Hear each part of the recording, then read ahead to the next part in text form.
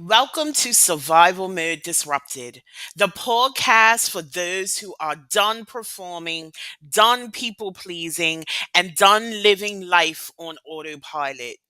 I'm your host, Leticia, the Survival Mode Disruptor, and this is where we create disruptive, unapologetic transformations for those who are ready to exit survival mode and reclaim their power.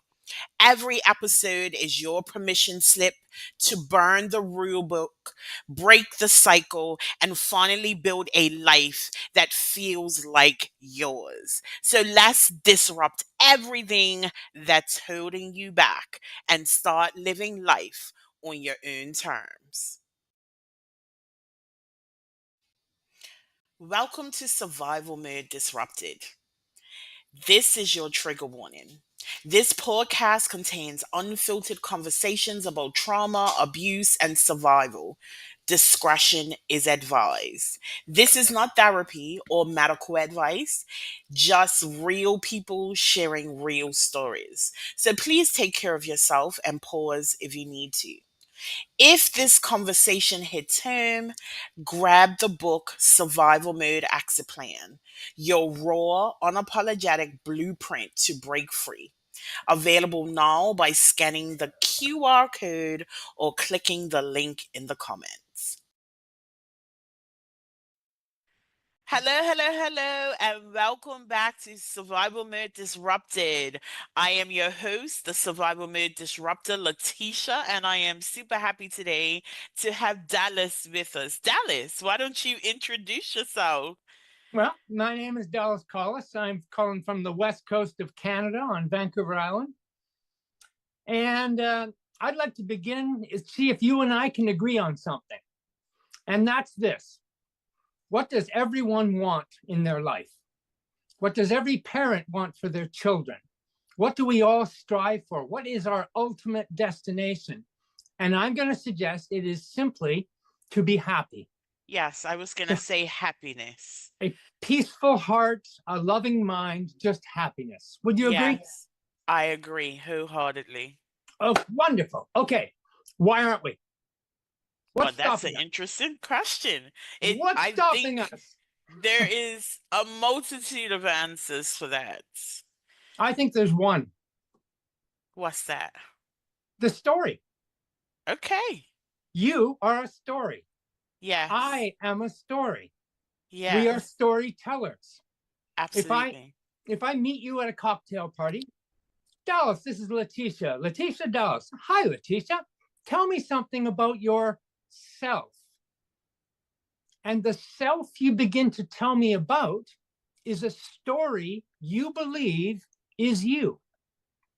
Yes. Our history is who we self identify as. Everything we've gone through from childhood on creates chapters in our story, and everything we do is based on yesterday. All our knowledge is our history, is our memory. Mm-hmm. That's who we are. And so we associate ourselves and our self image as this story that we carry around with us. I love how you frame this. So if the beginning of your story has trauma, trouble, disconnection, disassociation, all these things that cause fear and insecurity, that's called emotional baggage. That's parts of your story that you drag with you. And that's the weight of your story. That's the weight that makes you tired. That's the weight that makes you worry, concerned, anxious about tomorrow, regretful about yesterday. This is the story mind, I call it. It's not the toolbox brain, because you have a toolbox brain that learns stuff, math and English and a little bit of science and techniques and tools to get through life. And that's our normal toolbox brain. But we also carry this story mind. And the story mind is the part that we really associate as. And how you find this is when we met, you and I, you first said, I'm a sister, I'm a brother, I'm a mother, I'm a father, I'm a child, I'm a doctor, I'm a lawyer, I'm a nurse, I'm a plumber. You associate it to these high level interacting in the world, the masks. And that's who we first learn we are from each other. The story mind comes out as we get to know each other more and we go deeper. And I learn about your feelings, your emotions, what they're attached to. And the better friends we become, the lower we get into the story until we find the real Leticia, the real Dallas, the one who is anxious, worried, not always confident, trying, but hard and upset and angry, and all these things that swirl around in our life. And that's the story that we carry with us. So, my story had emotional and physical abuse early on, created a lot of baggage. I came out of my childhood knowing I was not smart, I was not capable, I was a failure, a loser. Life was going to be hard for me. I was not good enough.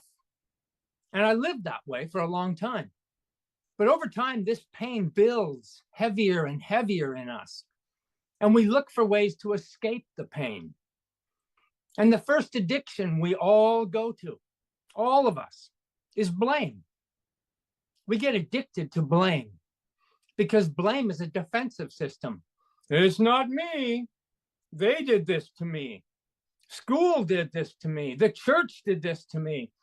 Everything out there hurt me, not me. Nothing to do with me. I'm not responsible for this. So blame is really addictive because it's instantly this great defense. I'm not at fault. Of course, this first addiction starts to wear off for everyone because that little voice in the back of the head from the toolbox brain says, yeah, maybe you could be partly responsible here. Maybe it's not just everybody else. But we don't want to face that. And when the pain's big, you reach for a better addiction. For me, it was alcohol. And alcohol was wonderful. You're instantly happy. You're partying with friends. You're having a good time. I'm feeling no pain. And hey, courage? Why do you think they call it liquid courage? I'm doing great now. Of course, that drug begins to wear off. And you need more of it. You need harder drugs. So I added other drugs to it. And this becomes addiction because now your body, your whole system goes, this is the state I want to be in. And so it produces all the chemical attachments that go, oh yeah, stay here. This is good. If you get out of here, it's going to be real painful. So stay here. It's like being stuck in your favorite chair. Oh, it's comfortable and it's cozy, but you also know it's hurting you because you're not doing what you should be doing. And so this disruption, this fight is going on in the head. So me, like many, many other people, nothing special here, nothing special, but a tragedy too, a horrible position for human beings to get to. And then I got lucky. I woke up one morning with cancer. Absolutely the best day of my life. I could not pray for a better moment to happen to me.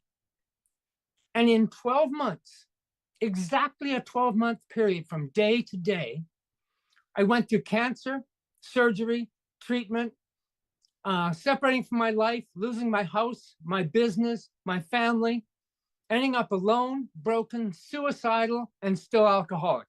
1 year inside a pandemic. All that happened. I call it the year of life collapse. The greatest year of my life.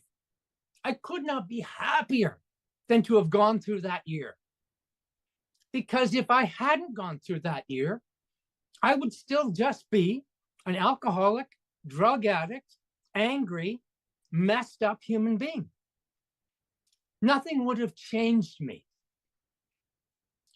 That broke down all the walls. It took the whole life away. And it laid me bare and naked to the world with nothing to defend myself with. And so I only had two choices: die or get back up. There is no other choice. There's no black and white. There's no in between there. You do or you don't. And again, I got lucky, I call it. I'm listening to a podcast. It's just playing in the background on YouTube. And I'm cutting vegetables for dinner, not really listening. And a man on the podcast is talking about consciousness. And he says this one line. He says, "Show me yesterday." That was it. I literally dropped the knife and almost fell on the floor. It hit me so hard. As I began, I talked about our whole being, our whole attached being, and our consciousness is all about yesterday, what we've been through, our memories, the baggage we carry. This line, "Show me yesterday." Leticia, I can't go to a cupboard and pull yesterday out and go, "Look, here it is." Where is it? It isn't anywhere. It doesn't exist in any reality other than the one made in my mind. Memory, imagination. That's all I carry the story mind with me. It doesn't exist. It's not real. And yet I let that belief almost kill me. How is that possible? So for me, it was a realization that it's not true. I've believed a story of lies. And most of it was created by other people telling me this boy isn't smart. This boy is bad. He's unruly. We have to discipline him. We have to lock him in cupboards. We have to hit him with straps to make him behave well. This was all done to me. It's not me. That's a story I believe is the reality. Now, the traumatic event took place 50 years ago. It hasn't happened in 50 years. So why am I carrying it? There's no rule here. There's no command by God that I must carry this pain. There's no such thing. It's me believing it's true. You believed things 10 years ago you don't believe today, right? And you will believe things in 10 years from now that you don't believe today. So what is the truth of any belief? Any belief is only as true as me believing it. As soon as I realized this, put down the damn bags. You don't have to carry anything. There is no fear. There is no insecurity. There is no problem. There is no regret from the past. There is no anxious tomorrow because they don't exist. They're fabrications in my mind. This is real. You and I are right here, right now, talking to each other. It's the only real there is. I am only alive today. One day, my whole life happens. That's why I call myself a 16-hour coach. You can't live tomorrow. You can't live yesterday. They don't exist. Every day is just today. In 16 hours, could I eat a little better? Could I exercise a little bit? Could I call someone and tell them I love them? Could I do the best focused work I can do? Could I be the best human being I can be? Can I be as happy as I want to be? Can I not worry? Yeah, one day. Of course I could do that. Well, that's every day. The only reason you ever worry about something is from your past or your future. There is nothing right here. It's you and me right here. That's it. It always is. It's me and my child. It's my coworker and myself. It's the guy at the gas station and me. It's the woman at the grocery store and me. That's all there ever is. Everything else we fabricate and believe. Just a belief. You know, when I was at the bottom, a friend of mine, a drinking buddy, also went to the bottom at the same time. And he ended up on the streets, classic fentanyl, just a mess, lying in the gutter, almost dead. And his change was someone came along talking about God. And he attached to religion, went to meetings, realized this belief. It lifted him up. He stopped doing drugs. His life is great. What happened? He found a different belief. All we do is believe. You can believe it's the end of the world, and it is. You can believe the sun's coming up, and it does. We create our own life. Nobody else does it. You can't make me happy.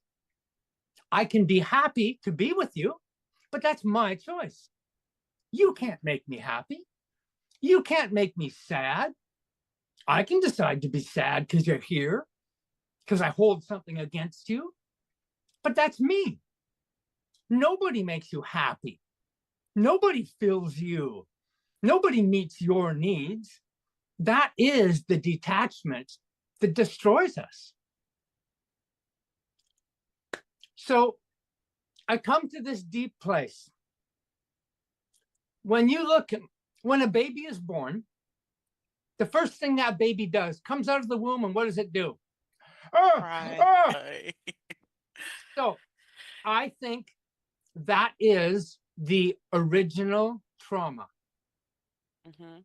That is our original attachment to fear and insecurity. Within a couple of minutes, the baby is measured, weighed, wrapped in a towel, put on mom's chest, and the baby goes from to security, Mhm. fearless. And there we are in this conundrum between fear and insecurity and comfort and security. The comfort and security is the real life. Look into the baby's face when they're in comfort and security, and what does every human being see when they look into that face? They see beauty, love, and happiness. That's all anyone sees in a new baby. We're not seeing the baby. I think it's our heart is being reflected in the baby's face. It's our true self that we see in the baby. The beginning of life, we are happiness and beauty and love. 3 months ago, my mother died. 2 hours before she died, I looked into her face, and what did I see? I saw the baby's face. Beauty and love and happiness. Mhm. The beginning of life and the end of life, we are our true selves. In between, we fill it with a dramatic story that we believe is who we are. And it covers up who we really are. And the struggle of life is to uncover the story, to question ourselves. Mhm. We're the only species alive who is able to say to our own self, what if? What if my story isn't true? What if I've believed a lie? What if I'm healthy and happy and beautiful and loving? I'm not scared and hurt and disordered.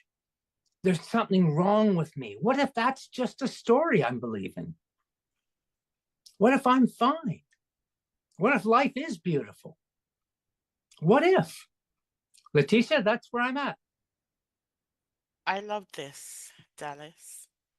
So my first question to you is, how would you describe survival mode? You really helped me here just in the last few days. I'm writing a new book, and I talk a lot about uh, survivor badge, Mhm. that we have a culture of survivor. Mhm. And we do it in a way that, look at me, I'm strong, I'm a survivor. And I think it's a terrible fragility. I I think it's a agree. huge mistake. Mm. Cancer survivor, narcissist survivor. It just goes on and on like they've done something great. And I think, no, this is absolutely wrong. This is completely wrong. And when I started thinking about how you had put that forward as a mode, I started to change my association and think survival mode is the story. Mm. Our nervous system is trying to understand the story. And it is a stressful, tense operation to live in. And so everyone is constantly under this massive stress to their nervous system because they're living in survival mode. Mhm.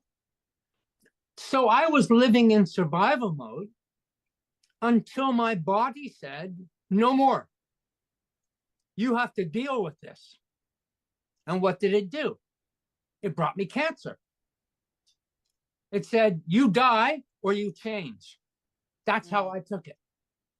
It brought me this loss of life, losing my wife, my house, my family, my business, everything. It was a wake up. It was survival mode saying, you cannot stay there.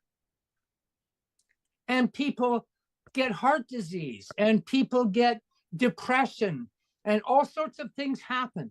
These are all knocking at the door of survival mode saying, you cannot stay here. You have to get out of your little lifeboat, swim in the ocean. It's beautiful. You're being afraid. You're trying to hold on and survive. And the addiction of the survivor badge is, look at me. I'm in survival mode and I'm hanging on. Ain't I great? Yes.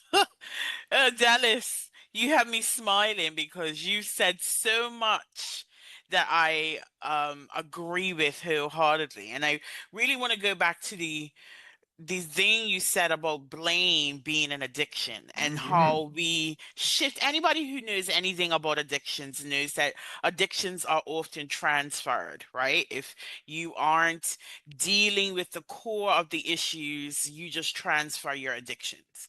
So Absolutely. it's really interesting that you say, the very first addiction we have is blame. And it starts at as soon as we can talk, really. Yes. We are passing the buck. Um, and that was very interesting because one of the things that I say about exiting survival mode is simply taking radical ownership. I had a moment. I was arrested on my corporate job, and my mom, that you talked about a single sentence. My mom asked me a single question, and it hit me like a tight Mike Tyson body blow. She asked me, "Why do I love everyone else more than I love myself?" And I was left having to resolve that answer because one thing about our mind, our brain, cannot resist the question. I went back from my visiting room to my jail cell and sat with that. And it made me realize something huge, which was the start of my exit, was that I may not have been the reason while I had been locked up that day, but my decisions, the summation of my decisions were the reason I was there that day. And Yeah. that was me taking radical ownership of my life, Right. right? Another thing that you mentioned was when you heard that sentence and you fell to the ground, it was the awareness of the narrative that you have been holding on to for a very long time. And I liken the exit of survival mode to three phases. One, awareness. Two, reprogramming, and three, reinvention. You talked about the reprogramming by the way that you talked about the story, which I thought was done with such beauty. We attach our identities to the narratives that we hold on to, that we that then becomes our identity, right? So you spoke about how oftentimes, we celebrate being a survivor. That becomes our identity. But it also attaches us to victimhood. And I Yeah. remember being there. I remember saying, I survived being stabbed. I survived years of abuse.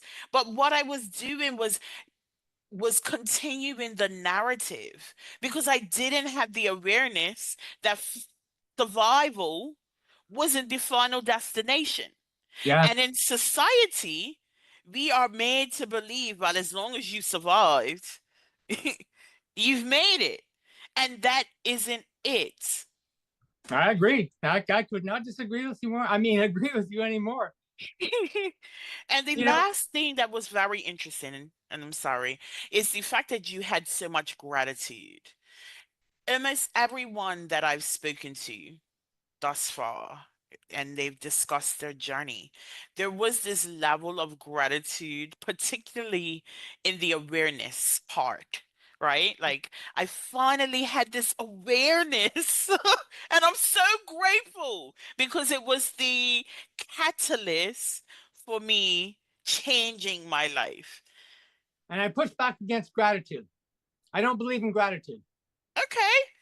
Gratitude is out there for something. Mm-hmm. I am grateful Mm. for what I went through and what I realized and what I've uncovered. Gratitude is, I'm grateful they gave me something. I'm Mm-hmm. grateful I received something. That's out there. And I'm totally against this externalizing of Mm-hmm. anything because the radical responsibility is understanding its appreciation of in here. Mm. It's not gratitude for out there. So that's just a little philosophical thing I have, but I think it's really important because of this. Um, I'll say to people, one, you accept radical acceptance that this happened to you in the past. You cannot change that. Accept that it happened. And then the next step is to take radical responsibility for it. Mm-hmm. And this is the point. People get very angry. You're blaming me. And I'll say, no, I'm not. Taking radical responsibility is saying, yes, I accept this thing happened, but I'm the one responsible for carrying it with me. Mm-hmm. No one else made me do this. The radical responsibility is I own this. I can only appreciate my position. I am not grateful for what happened. I am ungrateful that it happened. But my responsibility is to appreciate my being, that I can own this. Mm-hmm. Yep, it happened. It will never go away. The trauma will always be there, Mm-hmm. but I never have to visit it if I don't want to. I can put it in a shoebox, put it up on the closet, and say, yeah, it's still in my house, but I never go look in the shoebox Mm-hmm. because it doesn't serve me. And I know that now. And I know that that service is my belief. And that's the detachment of the attachment disorder Mm-hmm. that we attach to an event and decide it's us Yep. and become It a becomes our survivor. yep. And Becomes that's our what we've, whole identity. Yep. yeah. And we've attached to this survivor who's strong. I can fight through it. And all you're doing is carrying it. Mm-hmm. I'm on alcoholic groups and sites. And the biggest thing you'll see is the constant declaration of how long they've been sober. Oh, 2 years sober, 390 days, on and on and on.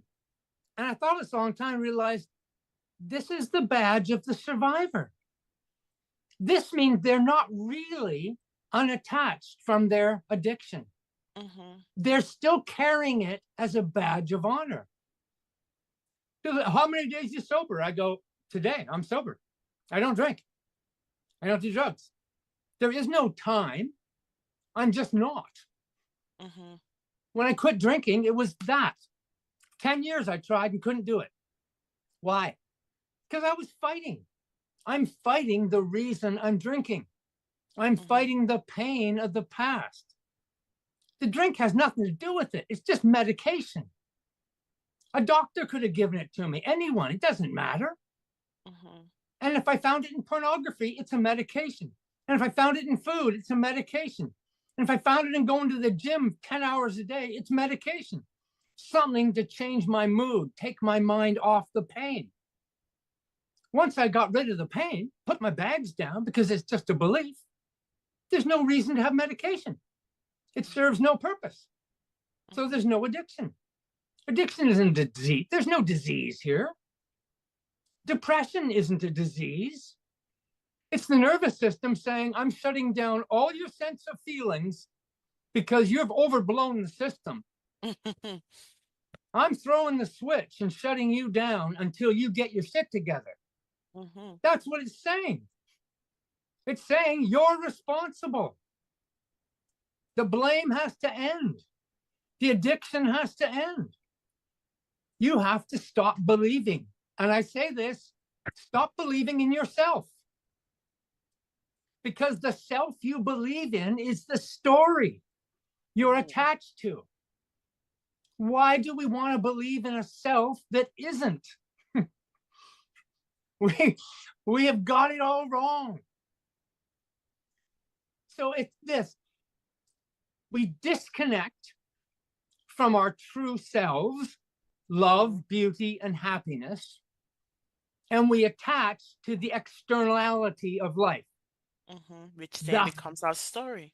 I got a house, I've got a car, I've got a partner, I've got children. Me, I own these things. I get achievement. I reach a goal. Everything is external. And we attach to all these pieces and we wonder why we've lost ourselves. Because we're completely disconnected from our true self and attached to this story and this drama that we think is real life. And it's pulling us around and making us worry about what we did yesterday and regretting something. And what's going to happen tomorrow? I got to be ready. And we're constantly living in this crazy teeter-totter of drama and storm running around in our heads. And we think it's normal. Oh. Hey, Dallas, hey, yes. Leticia, you got to grow up and understand life is hard. It's a struggle. How ridiculous. Life is easy. There's no struggle. The struggle is believing the storm. Yep. That It's all is in the our struggle. beliefs. Yes. Yes. There's nothing Dallas. hard about you and I being right here. You and I right Nothing. here are not struggling. No, we are not.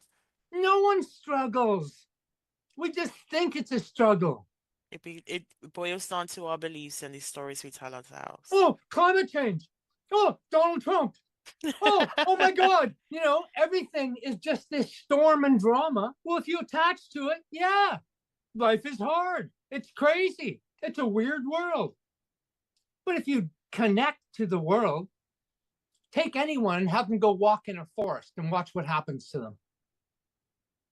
Take anyone and stand beside the ocean and watch what happens to them. What is happening? They're connecting to life. Mm-hmm. They're Getting grounded. connecting, they're connecting to just being, to the baby and to my dying mother. Being. Mm-hmm. That's what it does. It connects us to where we're supposed to be, a part of life. Not this scared little insecure creature running around believing all this crap. Mm-hmm. And it's available to everyone. And everyone is strong enough to go there. No one is weak. Your only weakness is your belief in being the survival mode, operating in the story, hanging on to this crazy storm, hoping you don't drown. That's Mm. all belief. You've given us so much to think about here, Dallas. And again, I love how you have framed things, right? It makes it digestible. It really makes us think about something. I've really enjoyed this conversation. Me So too. tell, excuse me, tell us a bit more about you and how we can connect with you and find you online. Well, today, if you have my name, you can't hide.